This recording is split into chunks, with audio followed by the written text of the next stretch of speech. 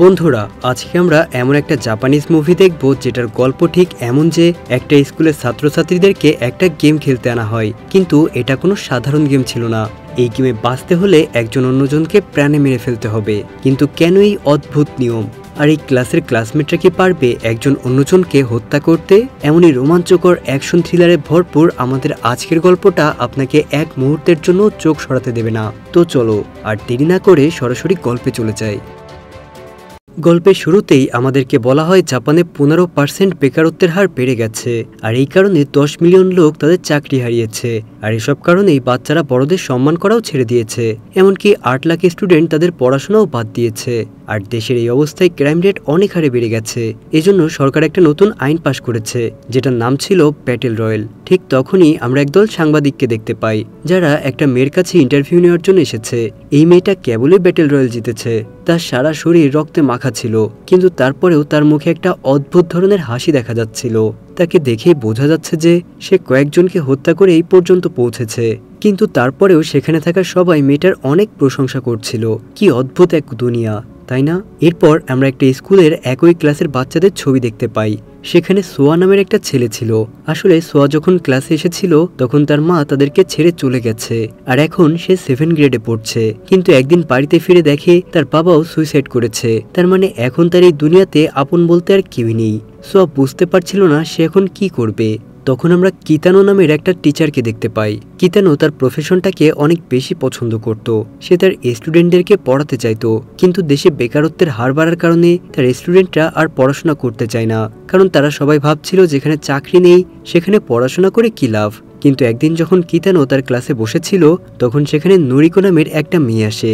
নুরিকো আসলেই খুবই ভালো মনের একটা মেয়ে ছিল। সে তার টিচারকেও অনেক সম্মান করত। কিন্তু পুরো ক্লাসে আর কোনো স্টুডেন্ট আসেনি দেখে কিতানো নুরিকেও পড়াতে চায় না, তাই সে ক্লাস থেকে বের হয়ে যায়। কিন্তু ঠিক তখনই নবু নামের একটা স্টুডেন্ট কিতানোর পায়ে ছুরি দিয়ে আঘাত করে দৌড় দেয়। নবুকে বাঁচানোর জন্য নুরিকো সেই ছুরিটা লুকিয়ে ফেলে, আর এটা কিতানো দেখে ফেলে। এটা দেখে কিতানোর অনেক খারাপ লাগে, কিন্তু সে তখন কিছুই বলে না।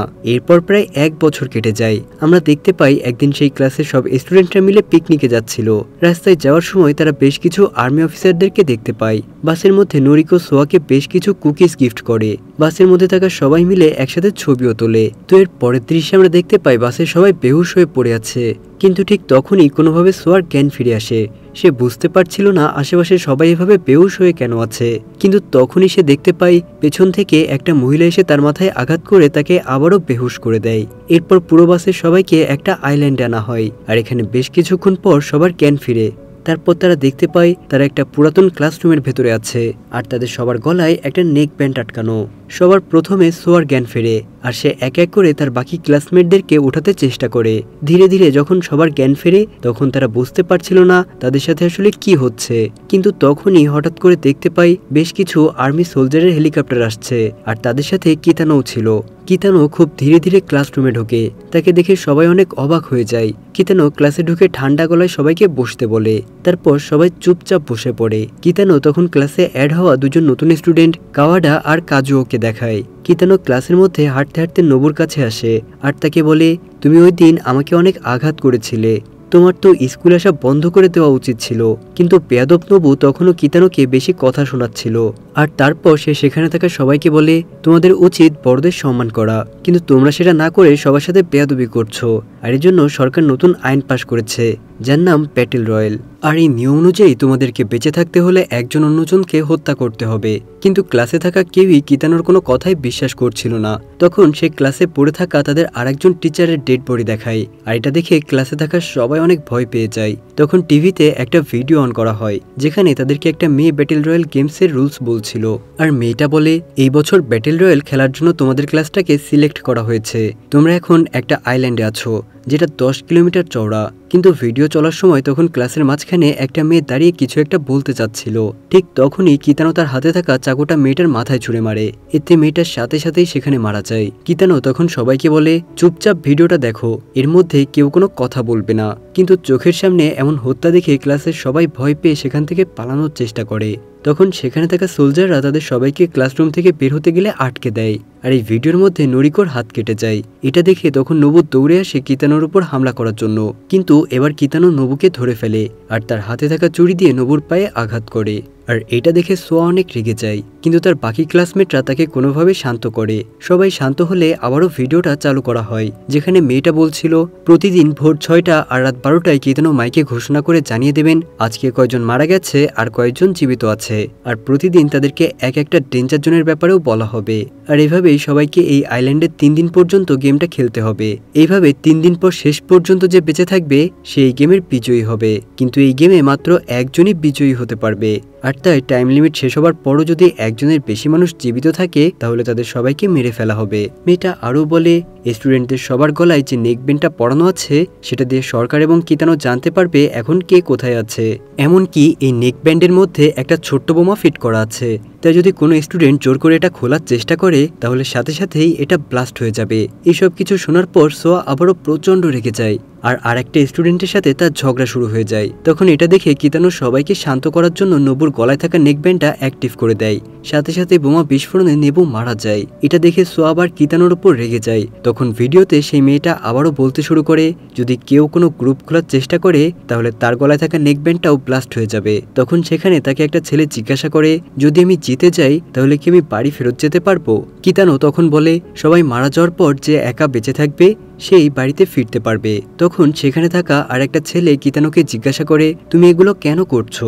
কিতানো তখন বলে তোমরা বড়দের সম্মান করা ছেড়ে দিয়েছিলে আর তোমাদের কাছে মনে হয় তোমাদের জীবনটা একটা গেমের মতো, তাই এখন তোমাদের সবাইকে নিজের জীবনের জন্য ফাইট করে বেঁচে থাকতে হবে। এরপর তাদের সবার সামনে সোলজাররা কিছু ব্যাগ নিয়ে আসে। সেই ব্যাগের মধ্যে ছিল খাবার আর পানি, সেই সাথে একটা কম্পাস, একটা ম্যাপ, আর প্রত্যেকটা ব্যাগে একটা আলাদা আলাদা অস্ত্র ছিল। আর অস্ত্রগুলো ব্যবহার করে তাকে একে অপরকে মেরে ফেলতে হবে। আর সব নিয়মকানুন ক্লিয়ার করে দেওয়ার পর এবার এক এক করে স্টুডেন্টরা সেখান থেকে ব্যাগগুলো নিয়ে বাইরে বের হয়ে যাচ্ছিল। আর তখন সেখানে আসা নতুন স্টুডেন্ট কাওয়াডাও ব্যাগ নিয়ে অনেক দ্রুত বাইরে বের হয়ে আসে। তাকে দেখে বোঝা যাচ্ছিল কাওয়াডার এখানে থাকা কোনো স্টুডেন্টদের প্রতি কোনো মায়াই নেই। এখন সোয়াও তার ব্যাগ নিয়ে বাইরে বের হয়ে আসে। ঠিক তখনই একটা মেয়ে তার কাছে আসলে দেখা যায় মেয়েটার গলায় তীর বেঁধেছিল, তার মানে অলরেডি গেম শুরু হয়ে গেছে। মেয়েটা সোয়ার সামনেই মারা যায়। তারপর আমরা সেই ছেলেটাকে দেখতে পাই যে এই মেয়েটাকে তীর মেরেছিল। ছেলেটা তীরের আঘাতে নরিকো আহত হয়ে যায়। তখন সোয়া ছেলেটাকে আঘাত করে নরিকোকে নিয়ে সেখান থেকে পালিয়ে যায়। তীর হাতে ছেলেটা তাদের পিছু করার সময় অন্য একটা স্টুডেন্ট তাকে মেরে ফেলে। আর এইভাবে রাত 12টা বেজে গেলে অ্যানাউন্সমেন্টে জানা যায় এখন আর মাত্র 38 জন বেঁচে আছে। সোয়া আর নরিকো সমুদ্রের পাড়ে একটা গুহার মধ্যে সে আশ্রয় নেয়। তারা দুইজন তাদের ব্যাগ খুলে দেখতে পায় নরিকো শুধুমাত্র একটা স্টিলের ঢাল পেয়েছে আর নরিকোর ব্যাগে ছিল একটা বাইনোকুলার।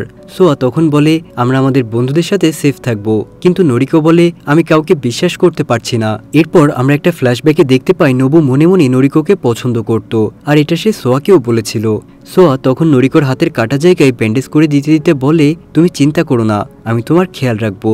অন্যদিকে তখন আমরা কিতানোকে দেখতে পাই, সে সোয়াকে দেওয়া নরিকোর সেই কুকিজগুলো শুয়ে শুয়ে খাচ্ছিল, একই সাথে এক এক করে স্টুডেন্টদেরকে মরতে দেখে আনন্দ পাচ্ছিল।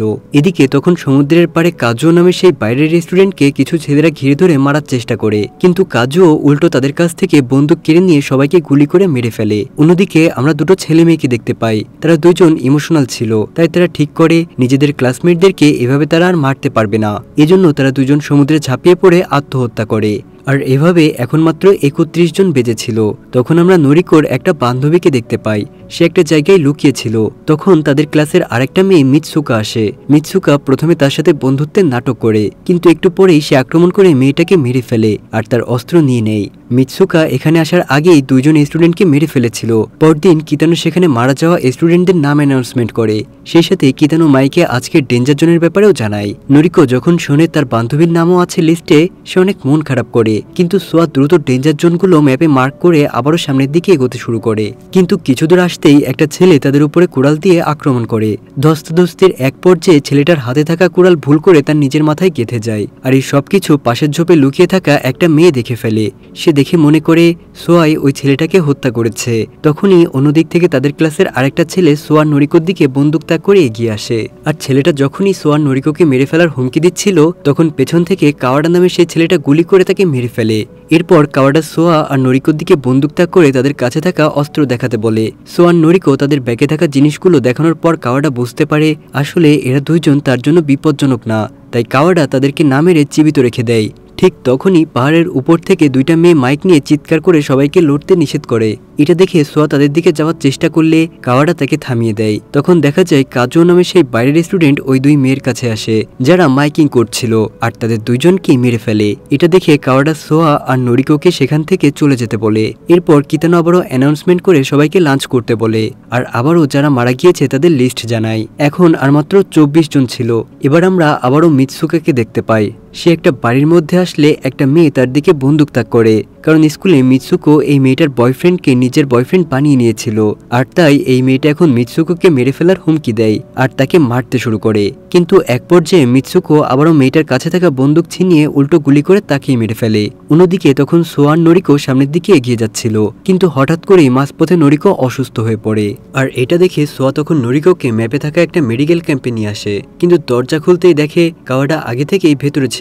আর কাওয়াডা নরিকোর অবস্থা দেখে সেখানে থাকা মেডিসিন দিয়ে তাকে ফার্স্ট এইড ট্রিটমেন্টও দেয়। এদিকে তখন কয়েকটা ছেলেরা মিলে একটা গ্রুপ বানিয়েছিল, আর সেখানে তারা জেনারেটর খুঁজে সেটা দিয়ে কোনোভাবে তাদের ল্যাপটপ অন করে।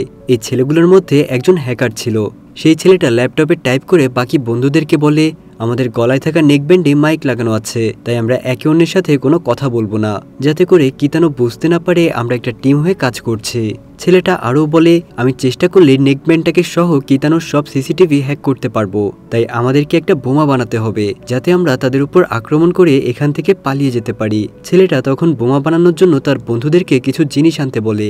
এবার আমরা হলুদ ড্রেস পরা একটা মেয়েকে জঙ্গলের মধ্যে দৌড়াতে দেখতে পাই।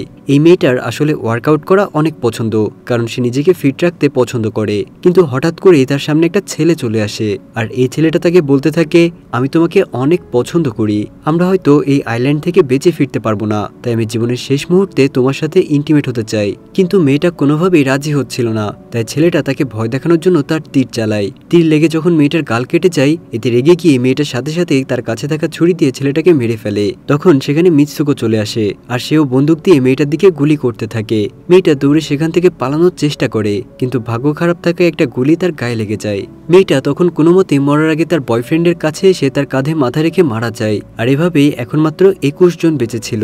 অন্যদিকে তখন মেডিকেল ক্যাম্পে কাওয়াডা সোয়া আর নরিকোকে খাবার খাওয়ায়, আর খাওয়ার সময় তাদেরকে নিজের গার্লফ্রেন্ডের ছবি দেখায়। কাওয়াডা বলতে থাকে, 3 বছর আগে আমি আর আমার গার্লফ্রেন্ড এই গেমে এসেছিলাম, আর সবাই মারা যাওয়ার পর আমরা দুইজনে বেঁচেছিলাম। এরপর আমরা একটা ফ্ল্যাশব্যাকে দেখতে পাই কাওয়াডা আর তার গার্লফ্রেন্ড একে অন্যকে মারতে চাচ্ছিল না, আর এজন্য সময় শেষ হওয়ার সাথে সাথেই তাদের দুজনের গলায় থাকা নেকব্যান্ড অ্যাক্টিভ হয়ে গিয়েছিল।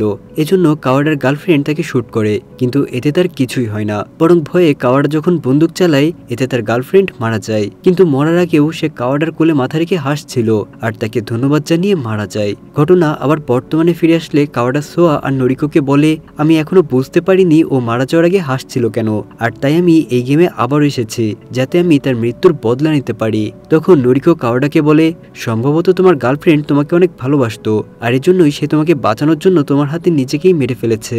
এটা শুনে কাওয়াডা তখন সোয়া আর নরিকোকে এই আইল্যান্ড থেকে বের হওয়ার রাস্তা বলছিল। এমন সময় হঠাৎ করে বাইরে থেকে গুলির আওয়াজ শোনা যায়। তারা বাইরে তাকালে দেখতে পায় কাজুও একটা ছেলেকে গুলি করছে, কিন্তু ছেলেটা প্রাণে বেঁচে যায়, কারণ তার গায়ে বুলেট প্রুফ জ্যাকেট ছিল। আর ছেলেটা যখন উঠে বসে এটা ভেবে খুশি হচ্ছিল যে কাজুও চলে গেছে, ঠিক তখনই দেখা যায় কাজুও তার কাছে থাকা তলোয়ারটা বের করে ছেলেটার মাথা কেটে ফেলে। কিছুক্ষণ পর ছেলেটার কাটা মাথায় একটা গ্রেনেড দিয়ে সেটা সোয়া আর নরিকোদের রুমে ছুড়ে মারে। এতে রুমে থাকা 3 জন কোনো মতে ব্লাস্ট থেকে বেঁচে যায়। সোয়া তখন কাওয়াডাকে বলে নরিকোর খেয়াল রাখতে, আর সে জানালা দিয়ে বাইরে বের হয়ে এসে কাজুর দিকে গুলি করতে থাকে, যাতে কাজুর মনোযোগ তার দিকে আসে। কাজুর গায়ে গুলি লাগে, কিন্তু বুলেট প্রুফ জ্যাকেট হবার কারণে তার কিছুই হয় না। অন্যদিকে সোয়া তখন কাজুর গুলি থেকে বাঁচার জন্য পানিতে লাফ দেয়। তখন আমরা সেই হ্যাকারকে দেখতে পাই। সে তার বন্ধুদেরকে বলছিল, আমার চাচা আর্মিতে ছিল, তাই আমি বোমা বানাতে পারি। এবার তারা সবাই মিলে বোমা বানানো শুরু করে। তো পরদিন সকাল হলেই আমরা দেখতে পাই সোয়া তখন সমুদ্রের পাড়ে একটা লাইট হাউসে জেগে ওঠে, আর এখানে উৎসুমি নামের একটা মেয়ে সোয়ার আঘাত পাওয়া জায়গাগুলোতে ব্যান্ডেজ করে দিচ্ছিল। সোয়ার জ্ঞান ফিরতে সে উৎসুমির কাছে কাওয়াডা আর নরিকোর ব্যাপারে জানতে চায়, কিন্তু উৎসুমি বলে আজকে ভোরের লিস্টে এখন ওদের দুজনের নাম ছিল না, এটা শুনে সোয়া বুঝতে পারে তার মানে তারা দুইজন এখনো বেঁচে আছে। উৎসুমি সোয়াকে আরো বলে এখানে আমি আর আমার কিছু বান্ধবীরা একসাথে আছি। উৎসুমি তখন সোয়ার কাছে সেই ছেলেটার কথা জিজ্ঞাসা করে যে মাথায় কোড়াল লেগে মারা গিয়েছিল, কিন্তু সোয়া বলে আমি সেটা ইচ্ছে করে করিনি, ওটা একটা অ্যাক্সিডেন্ট ছিল। এরপর উৎসুমি সোয়ার রুম থেকে বাইরে এসে তার বান্ধবীদেরকে এই ব্যাপারে বলে। সেখানে একটা মেয়ে ছিল যে তখনও সোয়াকে বিশ্বাস করতে পারছিল না, কারণ সে মনে করছিল হয়তো সোয়া মিথ্যা কথা বলছে, তাই সে সোয়ার খাবারে বিষ মিশিয়ে দেয়। কিন্তু সোয়া তার খাবারটা খাওয়ার আগে সেখানে আরেকটা মেয়ে সে খাবারটা খেয়ে নেয়, আর এটা দেখে সেখানে সবাই একে অন্যের দিকে দোষারোপ করতে শুরু করে, কারণ তারা ভাবছিল তাদের মধ্যে নিশ্চয়ই কেউ একজন বিশ্বাসঘাতক আছে। আর এক দুই কথায় তারা একজন অন্যজনের উপর গুলি করতে শুরু করে, আর শেষ পর্যন্ত সেই মেয়েটাই বেঁচে থাকে যে খাবারে বিষ মিশিয়েছিল। কিন্তু চোখের সামনে তার সব বান্ধবীদেরকে মারা যেতে দেখে সে খুব অপরাধবোধে ভুগতে থাকে, তাই সে সোয়ার কাছে এসে সবকিছু খুলে বলে আর মাফ চায়। এরপর সে দৌড়ে লাইট হাউসের উপরে সে সেখান থেকে লাফ দিয়ে আত্মহত্যা করে। আর এভাবে এখন মাত্র 10 জন বেঁচে ছিল। অন্যদিকে কাওয়ারা তখন নুরিকোকে নিয়ে একটা সেফ প্লেসে চলে এসেছিল। নুরিকো তখন ঘুমাচ্ছিল, আর সে স্বপ্নে দেখে কিতানো তার সাথে বসে আইসক্রিম খাচ্ছে। ঘুম থেকে উঠে নুরিকো তার এই স্বপ্নের ব্যাপারে কাওয়াডাকেও বলে, আর সোয়ার ব্যাপারেও চিন্তা করছিল। এদিকে সোয়া তখন আহত অবস্থায় কাওয়াডা আর নুরিকোকে খুঁজছিল। নুরিকেও কিছুক্ষণ পর সোয়াকে খুঁজতে খুঁজতে জঙ্গলে চলে আসে, আর ঠিক তখনই তার সামনে মিৎসুকো নামের সেই মেয়েটা চলে আসে, আর সে নুরিকোর উপর বন্দুক তাক করে। কিন্তু সে গুলি করার আগেই সেখানে কিতানো আসলে তাকে দেখে মিৎসুকো সেখান থেকে ভয়ে পালিয়ে যায়, যাতে কিতানো তার নেকব্যান্ড অ্যাক্টিভ করে না দেয়। সোয়াও খুঁজতে খুঁজতে সেখানে চলে আসে, আর নুরিকোকে দেখে অনেক খুশি হয়। নুরিকোর পিছনে কাওয়াডাও চলে আসে, আর তারা তিনজন আবারও একসাথে হয়ে যায়। এদিকে তখন আমরা আরেকটা ছেলেকে দেখতে পাই যে পালানোর জন্য জায়গা খুঁজছিল, কিন্তু তখন একটা মেয়ে তাকে গুলি করে দেয়। ছেলেটা মারা যাওয়ার আগে মেয়েটাকে বলে তুমি এখান থেকে পালিয়ে যাও, কারণ গুলির শব্দ শুনে যে কেউ এখানে চলে আসবে। মেয়েটা তখন জিজ্ঞাসা করে তুমি আমাকে বাঁচাতে চাচ্ছ কেন? তখন ছেলেটা বলে আমি আসলে তোমাকে পছন্দ করতাম। এটা শুনে মেয়েটা কাঁদতে কাঁদতে ছেলেটার লাশের পাশে বসে পড়ে। তখন সেখানে মিৎসুকো এসে মেয়েটাকে গুলি করে মেরে ফেলে। গুলির শব্দ শুনে কাজুও সেখানে এসে মিৎসুকোকে গুলি করে, কিন্তু মিৎসুকো তখনও বেঁচে ছিল, তাই কাজুও তার কাছে আসতেই সে কাজুর উপর হামলা করে দেয়। কিন্তু এবারও সে তার বুলেট প্রুফ জ্যাকেটটার জন্য বেঁচে যায়, আর মিৎসুকোকে আবারও কয়েকবার গুলি করে প্রাণে মেরে ফেলে। এভাবে এখন মাত্র গেমে মাত্র 7 জন ছিল। এদিকে সেই হ্যাকার গ্রুপের ছেলেগুলো কিতানোর সব সিসিটিভি ক্যামেরাগুলো হ্যাক করে নেয়, আর তারা বেশ কিছু উপাদান দিয়ে একটা বোমা বানায়। তাদের উদ্দেশ্য ছিল কিতানোর ক্যাম্পে আক্রমণ করা, তাই তারা ক্যাম্পের পাশেই তাদের বোমা সেট করতে চলে আসে। কিন্তু সেখানে কাজু এসে গুলি করতে শুরু করে, এতে হ্যাকার ছেলেটার সব বন্ধুরাই মারা যায়। আর তাই রেগে গিয়ে সে বোমটা ব্লাস্ট করে নিজেও তার সাথে মারা যায়। বোমা ব্লাস্ট হওয়ার কারণে সেখানে বিশাল একটা বিস্ফোরণ ঘটে, এতে কাজুও অন্ধ হয়ে যায়। বিস্ফোরণের শব্দ শুনে সোয়ারা সবাই সেখানে আসলে কাজুও অন্ধভাবে তাদের উপর গুলি করার চেষ্টা করে, কিন্তু তখন কাওয়াডা গুলি করে কাজুওকে মেরে ফেলে। এভাবেই গেমে এখন মাত্র তারা 3 জন বেঁচে আছে। তারা 3 জন সমুদ্রের পাড়ে এসে শুয়ে পড়ে আর নিজেদের মধ্যে কথা বলতে শুরু করে। কিতানো তার ক্যাম্প থেকে তাদের 3 জনেরই কথা শুনছিল। তখন কাওয়াডা সোয়া আর নুরিকোর দিকে বন্দুক তাক করে বলে এখন আমি তোমাদের দুজনকে মেরে ফেলে একাই জিতে যাব। এটা বলে সে গুলি করে, আর এগুলো শুনে সোলজারদের মনে হয় হয়তো এখন শেষ পর্যন্ত শুধু কাওয়াডাই বেঁচে আছে, তাই তারা বাকি ডেড বডিগুলো চেক করতে যায়। কিন্তু তখন কিতানো তাদেরকে থামিয়ে দেয় আর বলে এই অপারেশন এখানেই শেষ হয়ে গেছে, তাই তোমরা এখন যেতে পারো, কাওয়াডার সাথে আমি কথা বলে নেব। এর কিছুক্ষণ পর কাওয়াডাও মেইন ক্যাম্পে চলে আসে। কিতানো কাওয়াডার গলায় থাকা নেকব্যান্ড অফ করে দেয়, কিন্তু কিতানো তখন কাওয়াডাকেই হ্যাকার ভাবছিল, তাই গেমে চিট করার জন্য সে কাওয়াডার দিকে বন্দুক তাক করে। কিন্তু তখনই সোয়া আর নুরিকো সেখানে চলে আসে। আসলে কাওয়াডা তাদের দুজনকে মারার নাটক করেছিল, যাতে সবাই মনে করে তারা মারা গেছে। কিন্তু কিতানো বুঝতে পেরেছিল কিছু একটা ঠিক নেই, তাই সে একাই এখান থেকে গিয়েছিল।